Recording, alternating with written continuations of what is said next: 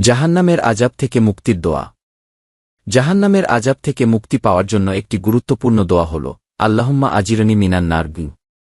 এর অর্থ হল, হে আল্লাহ, আমাকে জাহান্নামের আগুন থেকে বাঁচান গি। এছাড়া আল্লাহুম্মা ইন্নী আসালুকাল জান্নাতা ওয়া আউজুবিকা মিনান নারকে এই দোয়াটিও পড়া হয়, যার অর্থ হে আল্লাহ, আমি আপনার কাছে জান্নাত চাই এবং জাহান্নাম থেকে আপনার আশ্রয় প্রার্থনা করি গি। জাহান্নামের আযাব থেকে মুক্তি লাভের জন্য আরও কিছু আমল ও দোয়া রয়েছে, যেমন সূরা-মূলক তেলাওয়াত। এশার নামাজের পর প্রতিদিন রাতে ঘুমানোর আগে সূরা-মূলক তেলাওয়াত করলে কবরের আযাব থেকে মুক্তি পাওয়া যায়। নির্দিষ্ট কিছু দোয়া। কিছু নির্দিষ্ট দোয়া রয়েছে যা নিয়মিত পাঠ করলে জাহান্নামের শাস্তি থেকে মুক্তি পাওয়া যেতে পারে। ফরজ ও সুন্নত নামাজ আদায়। জোহরের ফরজ ও সুন্নত নামাজ গুরুত্বের সাথে আদায় করলে জাহান্নামের আগুন হারাম হয়ে যায়। সততার সাথে জীবনযাপন।